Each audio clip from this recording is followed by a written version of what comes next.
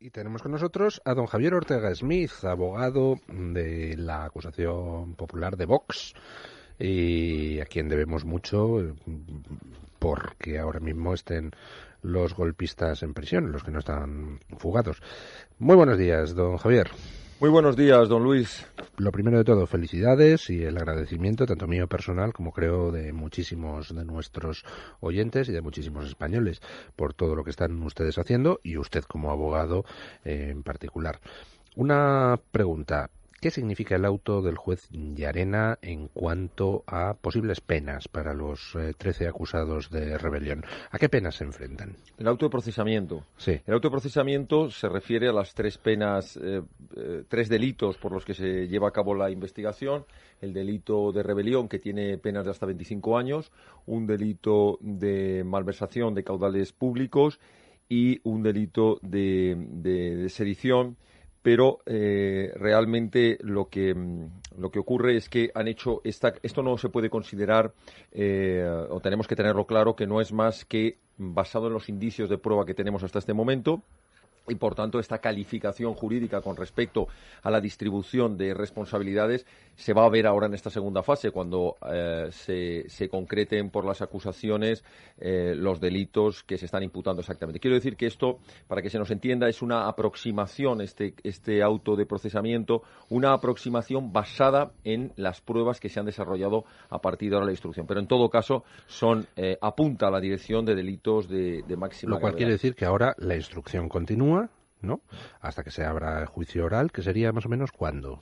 Pues al ritmo que va, yo creo que se va a cumplir esa predicción de que dentro del 2018 tendríamos el juicio. Es difícil saberlo porque hay alguna pieza importante que está todavía en investigación bajo secreto sumario, como es todo lo referente a la cuestión económica, a la cuestión de la financiación con fondos públicos, es decir, la desviación de fondos públicos, y realmente no sabemos qué puede salir de esa pieza separada, porque evidentemente, entre otras cosas, pueden aparecer nuevos investigados, personas a las que haya que procesar, ¿no? De aquí a que se produzca la apertura de juicio oral, alguno de los que está acusado de rebelión podría dejar de estar acusado de rebelión, y a la inversa, alguno que no está todavía acusado de rebelión podría ser acusado también, ¿no? Pues mire, nosotros ya le adelanto en este momento, porque es una noticia, nosotros vamos a recurrir el auto en cuanto a una cuestión, y es en cuanto a que entendemos que hay un personaje que ha quedado fuera de este auto de procesamiento, que es Artur Mas, que creemos que es una pieza clave, que además fue corroborada por él mismo en la participación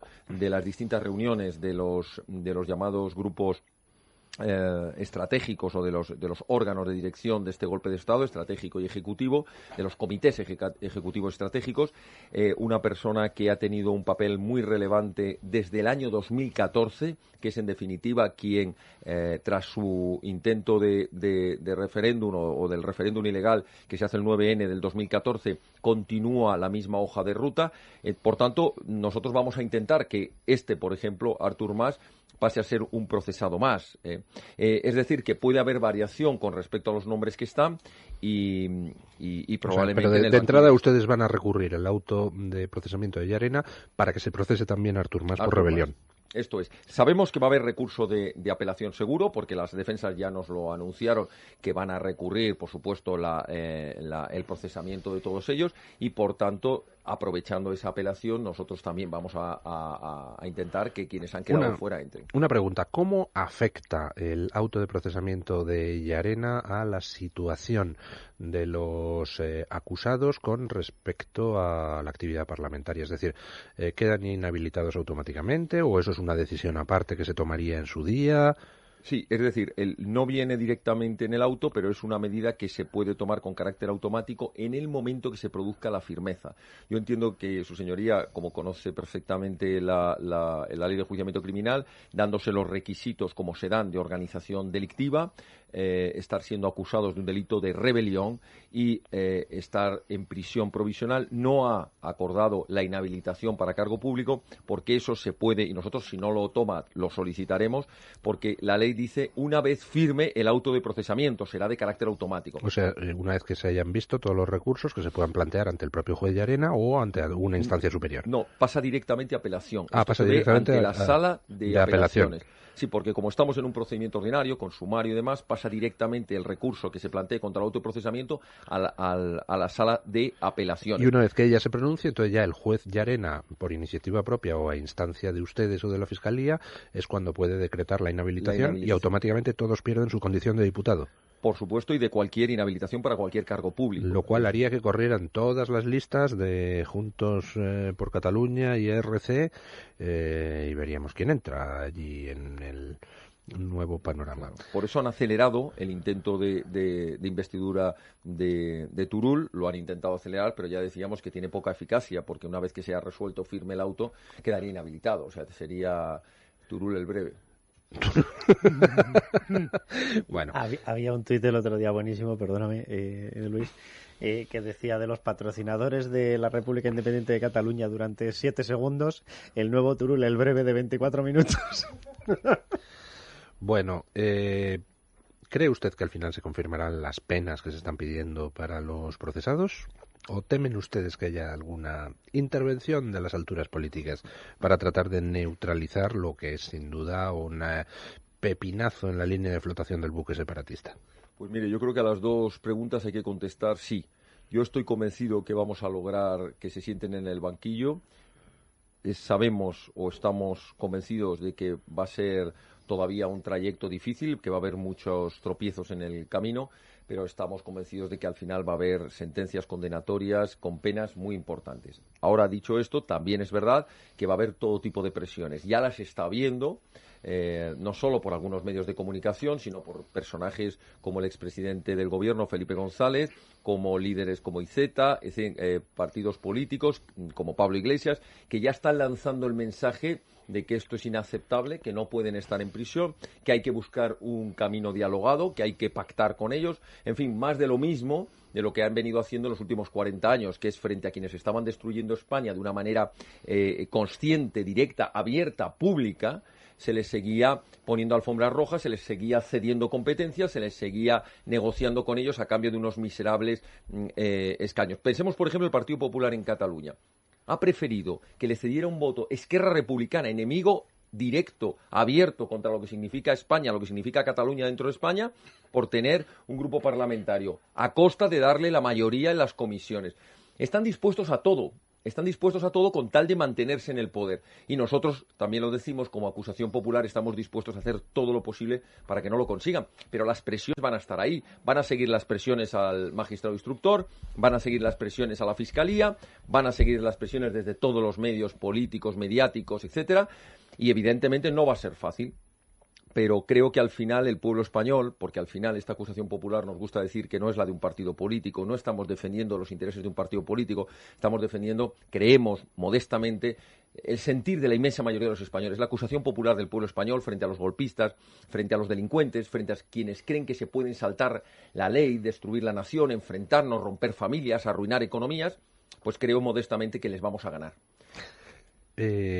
Bueno, efectivamente yo coincido con usted, no es una acusación de un partido político, es una acusación que yo creo que representa a millones y millones de españoles, y la mejor prueba es pues ese llamamiento que hicieron ustedes en su día para que la gente aportara pues lo que pudiera, 1 euro, 2 euros, 5 euros para cubrir las fianzas que les pedían, las exorbitantes fianzas que les pedían para mantener las acusaciones contra los golpistas, y oiga, en 24 horas se cubrieron los 40.000 euros que hacían falta de fianza. Ayer preguntábamos en la encuesta del programa, ¿quién consideran los que nos siguen a través de las redes que es el que tiene el mayor mérito de que los principales líderes separatistas estén hoy en la cárcel? Y dábamos 4 opciones: el gobierno, la justicia, Vox y los propios separatistas. Votaron 3.300 personas y 2 de cada 3 dijeron que el mayor mérito corresponde a Vox. Y creo que eso está empezando a notarse en varias cosas. Primero, ese bloqueo informativo que Vox tenía, que hacía que prácticamente no saliera en ningún medio, pues a raíz de todas estas iniciativas judiciales, oiga, me la encuentra usted hasta en la sopa. Me pongo La Sexta y ahí está don Javier Ortega Smith. Pongo TV3 y ahí está don Javier Ortega Smith humillando a un senador de Juntos por Cataluña, a quien le vapuleó sin ninguna misericordia y además muy merecidamente. Pongo La 4 y ahí está don Javier Ortega Smith a las puertas del Tribunal Supremo, es decir, están ustedes en todas partes, hasta tal punto que ayer me sorprendía cuando un oyente me envió la encuesta que acaba de hacer la empresa MyVox para la cadena SER, y donde salen ustedes ya en las encuestas, a pesar de que en esas encuestas no se pregunte por ustedes. Bueno, pues ya están ustedes presentes en los sondeos demoscópicos. Pues don Luis, yo le agradezco mucho lo que usted ha trasladado y agradezco a todos los que han votado en esa encuesta que ustedes han hecho, pero vamos a ser justos. Vox es una parte más. La historia y el tiempo dirá hasta qué punto nuestra aportación fue más o menos importante, pero de verdad, en justicia, no habríamos llegado a donde hemos llegado, ni vamos a llegar a donde vamos a llegar, es decir, a verles metidos en prisión a toda la organización delictiva, descabezada completamente, si no fuera gracias a otras muchas personas. Usted ha mencionado a todos esos españoles generosos, valientes, que han dado su pequeña aportación para las fianzas. Pero yo añado, además, y yo sé que todos ustedes lo tienen presente, esto no sería posible sin un juez valiente, el juzgado de instrucción 13, que admitió a trámite nuestra querella. Al que antes recordaba don Carlos Cuesta, sí señor. Y admitió todas las diligencias. Esto no sería posible sin un fiscal general del Estado como José Manuel Maza, un auténtico hombre de Estado, un auténtico fiscal general del Estado y un auténtico patriota, además de, creo, una bellísima persona. No sería posible sin la policía y la Guardia Civil con sus impresionantes informes de miles de folios, de cientos y cientos de horas de intervenciones telefónicas. Esto no sería posible sin medios de comunicación valientes como este, o como OK Diario, o como el Periodista Digital, o como Intereconomía. Es decir, esos periodistas que no se han plegado al discurso acobardado, al discurso único de seguir poniéndoles alfombras rojas, de seguir silenciando lo que no es más que un golpe de Estado y pretendiendo vender otro lenguaje. Esto no sería posible, por tanto, sin policías, sin jueces, sin medios de comunicación, sin españoles valientes. Esa mujer o ese hombre, ese español anónimo que cuelga una bandera en su balcón, gracias a él también, porque él está diciendo: aquí hay un español que no se rinde, esta casa no se rinde.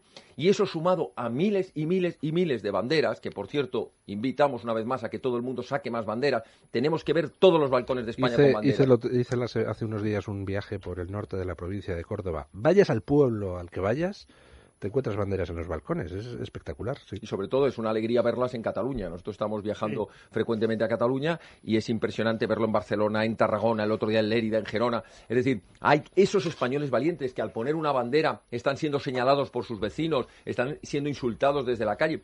Gracias a todos ellos es como se podrá ganar esta batalla. De nada valdría una acusación popular, por mucho trabajo, mucha dedicación que hiciéramos, si no hubiera fiscales valientes, jueces valientes. También gracias a jueces valientes en el Tribunal Supremo bastaría más el magistrado instructor. Es decir, esto es una lucha por la defensa de la nación española, del Estado de Derecho y la libertad. Y aquí, gracias a muchos españoles valientes, se va a conseguir derrotarlos. Por eso, Vox agradece todas las muestras de afecto y de cariño y los miles de Twitter y mensajes y llamadas y toda la gente que dice que se está peleando y que dice que no nos votó, pero que ahora nos va a votar. Gracias a todos ellos.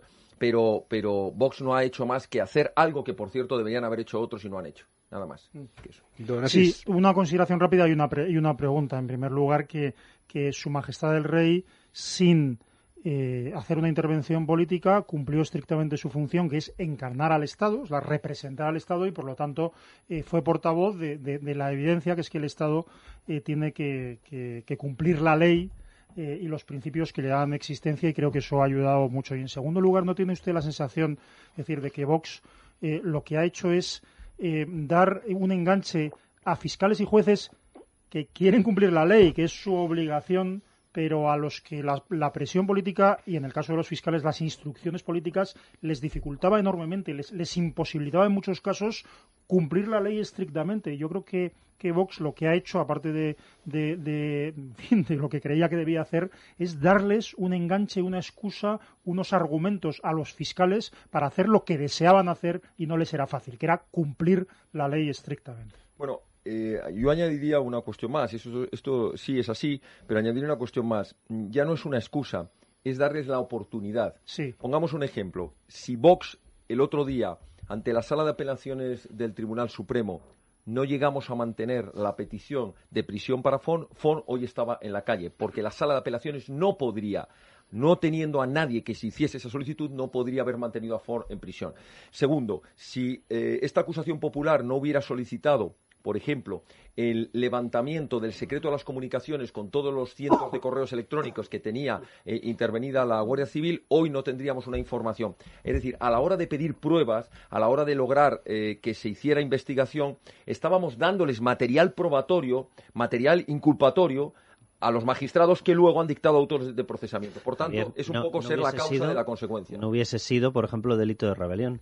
No porque las diligencias sobre el 20 de septiembre del registro de lo que ocurrió en el Departamento de Economía y por qué se va allí a coger la agenda Moleskine y toda la documentación de Josep María Llove son a instancia de Vox. Es decir, lo que hace saltar, porque ese tumulto violento es lo que se tiene en consideración para saltar de sedición a rebelión. No estaríamos hablando en estos momentos de penas de 25 años. O estaríamos hablando de forma más difícil. También están los episodios de violencia del propio 1 de octubre. Pero el que ¿no? engancha claramente esa tesis es lo que ocurre allí, porque para empezar, lo primero que pasó es que directamente se hicieron con el control de 3 coches de la Guardia Civil donde había armas, y se quedaron con el control de armas en medio de un tumulto civil. Javier, quería preguntarte qué crees desde Vox, qué puede pasar o qué debería ser a partir de ahora la justicia, para que se lo expliques al que nos se está escuchando, qué pasa con los fugados. Es decir, qué debería ser ¿conviene perseguirles? ¿Conviene activar todas las euroorden que sean posibles? ¿Conviene ¿qué salida le queda a la justicia española en esta situación? Yo ahí tengo una pregunta muy concreta en el sentido de lo que dice don Luis Valcarce, que es si Puigdemont al final se le captura en un país donde el delito de rebelión no existe, entonces no se le podría juzgar por delito de rebelión si le extraditan, y si a él no se le puede juzgar por delito de rebelión, ¿qué pasa con los otros? ¿También se libran del delito de rebelión? No. La cuestión exactamente es que hay que distinguir entre los países que están bajo la órbita de la euroorden, en cuyo caso, si se está reclamando por un delito de los que viene tasado en el acuerdo marco que estableció la euroorden, pongamos el ejemplo fácil, que se entiende rápido, pues si es por terrorismo, automáticamente es entregado por terrorismo. El problema es cuando se están imputando o se está solicitando la extradición por delitos que no vienen tasados, como puede ser, por ejemplo, el delito de rebelión. Ahí entramos ya a distinguir entre unos países y otros dependiendo cómo tenga su legislación y cómo responden jurisprudencialmente ante una petición de este tipo. Por ejemplo, ante 2 países que están sometidos al marco de la euroorden, pero solicitas la extradición por un delito de rebelión que no está en esa lista tasada, unos países como Bélgica te pueden entregar al requerido con una imputabilidad restringida y por tanto te dicen yo se lo entrego pero solo para desobediencia o solo para prevaricación, pero no se lo entrego por rebelión. Y otros países, como podía ser, parece el caso de Finlandia, sí lo entregaría. Es decir, tenemos que distinguir entre países que estando bajo el marco de la euroorden atienden o no atienden peticiones de este tipo. Y entonces, por ejemplo, si Bélgica nos le entrega, pero no le podéis juzgar por rebelión, él se libraría del delito de rebelión y, ojo, ¿el resto de los acusados también se librarían? No, de ninguna manera, porque son delitos, el delito está personalizado, aunque el ámbito delictivo, el objeto subjetivo de la investigación está siendo llevado a cabo mediante organización delictiva, que esto es muy importante, es decir, arrastra de alguna manera la responsabilidad de si unos han hecho violencia directa y otros no, o unos han hecho actividad parlamentaria ilegal y otros no. El marco de los hechos que se juzgan son unos hechos globales. Luego las responsabilidades son personales y puede haber perfectamente el caso que a uno se le esté juzgando por rebelión y a otro no, pero el magistrado instructor con muy buen criterio está intentando evitar esa restricción en la imputabilidad. Hay que distinguir, por terminar la explicación, aquellos países como sería el caso de Suiza, por ejemplo, o Estados Unidos, que no están sometidos a la euroorden, donde ya hablaríamos de una orden internacional que no puede estar restringida, es decir, si te sometes a los acuerdos o convenios que hay de internacionales sobre entrega de delincuentes, la Interpol te lo pueden entregar o no, pero si te lo entregan para todo. Te lo entregan sin restricción. Entonces, en caso de que al final Puigdemont se haya refugiado en Bélgica, lo más inteligente sería decirle a Bélgica, no me lo entregues, ¿no? De momento no me y lo esperar a que salga de Bélgica. ¿no? Esto es lo que hizo. Es verdad que puede haber una cuestión temporal que no haya interesado en un momento y ahora con todo el acopio probatorio, cuando se vuelva a hacer la solicitud a un país, se le dé de una manera tan clara las pruebas que realmente tenga muy complicado decirte no te lo voy a entregar por rebelión, cuando le estás diciendo, oiga, mire, es que tenemos todo esto. Es que pensemos que de las primeras peticiones de Euroorden en los últimos 2-3 meses ha habido, y esto lo saben bien los periodistas que siguen en directo esta información, ha habido un acopio probatorio muy importante. Entonces, cuando en un momento dado no tenías carga suficiente, puede esperar el instructor a decir, bueno, no te preocupes, que te lo voy a mandar bien empaquetadito y bien explicado todo, ¿no? Pero es verdad que hay una situación compleja, ¿no? En este sentido, porque el ciudadano no entiende por qué no se pide la orden, ¿no? Otra duda que nos planteaba ayer un oyente a través de Twitter, ¿por qué Llarena no ha incluido como episodios de violencia asociados a todo este golpe de Estado los hechos del 3 de octubre cuando se cortaron todas las carreteras de Cataluña, etcétera, etcétera, etcétera? Pues es verdad, no se entienden. Nosotros lo vamos a sacar a relucir en las próximas vistas y, por supuesto, en el día de juicio, como vamos a sacar a relucir como una consecuencia lógica los hechos que han ocurrido el otro día, en el momento que se produjeron el día de ayer, el viernes, el sábado, dentro de las calles de Barcelona. Es una muestra bastante evidente, como por ejemplo, perdonen que me viene ahora a la cabeza, los Twitter oficiales, desde el Twitter oficial de Asamblea Nacional Catalana, diciendo que ellos van a mantener la lucha por la independencia de Cataluña y por hacer valer el resultado del 1 de octubre. Cuando hemos tenido que estar escuchando en la sala hasta hace poco al que era su presidente, Jordi Sánchez, hablar que la ANC nunca ha convocado a la rebelión, que nunca ha convocado a la desobediencia. Contestando a su pregunta, todos estos hechos violentos vamos a aportarlos. Es decir, si no lo ha metido Cuellarena, pues tampoco entiendo por qué. Probablemente tampoco ha metido los 118 casos que están acreditados por la Guardia Civil.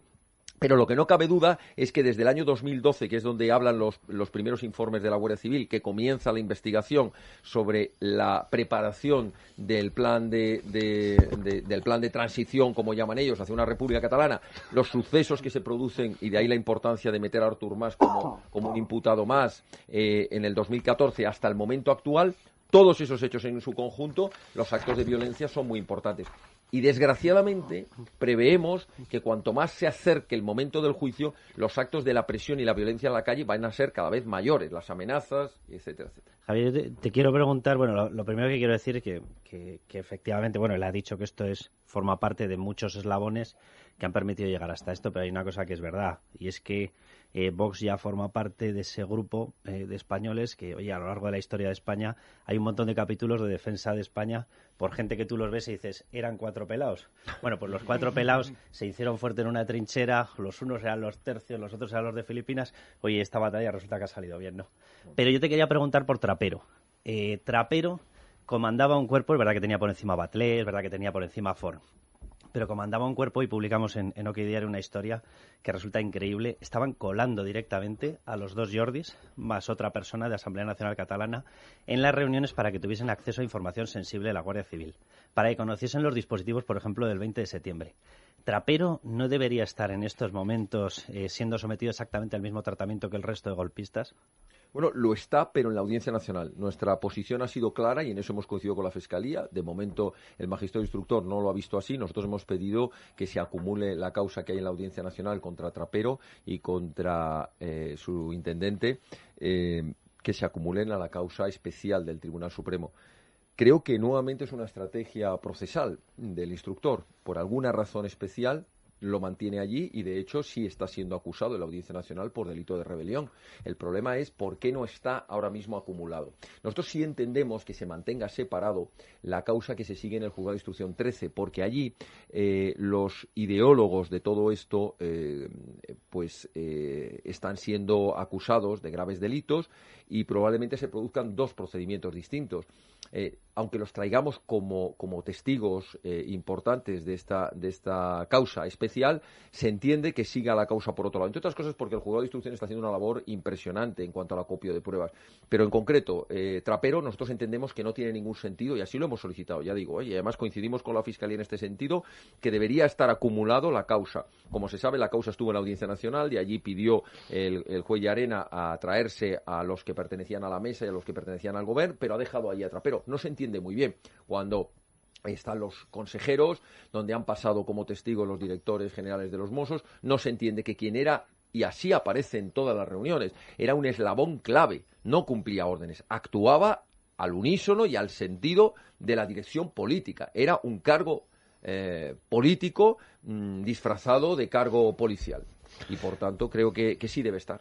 Una última pregunta, don Asís. Sí, bueno, yo sé que ustedes no dan abasto y que no pueden solos luchar contra el mundo, pero quería plantearle dos pequeñas dudas. La primera, ¿qué impresión tiene o qué opinión tiene de la financiación que está permitiendo que en este momento Carlos Puigdemont, pero seguramente Marta Rovira y otros estén viviendo, estén ejerciendo, estén continuando el golpe de Estado desde el extranjero? Y en segundo lugar, y en esto no responda si no lo considera adecuado, ¿qué le parece como abogado, la actitud de un abogado, el señor de las Cuevillas, me parece que se llama el apellido? Alonso Cuevillas. Alonso Cuevillas. Sí, el que va diciendo que las informaciones de OK Diario no tienen ningún crédito. Claro, que ayer, es decir, usted sabe lo que es ser abogado porque es un gran abogado, que ayer aparentemente hizo unas declaraciones para despistar, diciendo que su defendido se iba a presentar ante la policía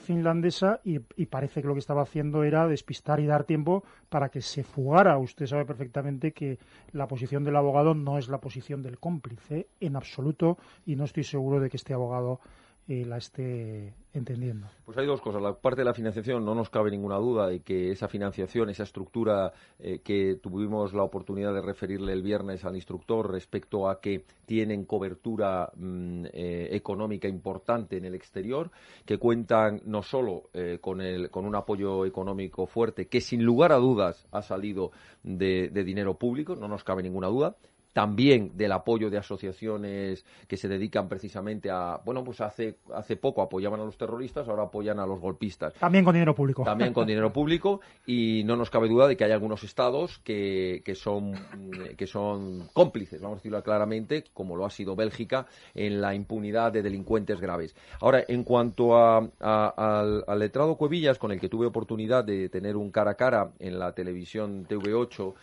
yo lo único que puedo manifestar es que este hombre habla de oídas, como él mismo nos reconoció. Este es un hombre que no está personado en la causa, que lo ha intentado en 2 ocasiones y el magistrado instructor los escritos se los ha devuelto. No es que se los haya desestimado, es que le ha dicho a la letrada de la Administración, devuélvale el escrito porque no lo tengo ni como personado hasta que no comparezca aquí esta persona, su defendido, y el estar utilizando, que es para lo que lo tienen ahí, para dar despistes a la justicia sobre hablar en nombre de su patrocinado, etcétera, etcétera, pues evidentemente, bueno, entraría dentro de la estrategia de defensa, pero ya digo que en cuanto al procedimiento, a mí por lo menos en esa entrevista que yo le preguntaba cuestiones, habla de oídas, habla de 4 folios que le pasan fotocopiados, le pasan otros letrados que sí están ahí dentro, pero bueno, tiene un papel desde un punto de vista del procedimiento absolutamente irrelevante, porque no ha podido hacer nada, porque no le han dejado hasta que no esté comparecido. Luego ya otro tipo de maniobras que son más políticas que jurídicas, bueno, pues él sabrá si actúa de portavoz engañoso del fugado, ¿no? Pues muchísimas gracias, don Javier Ortega.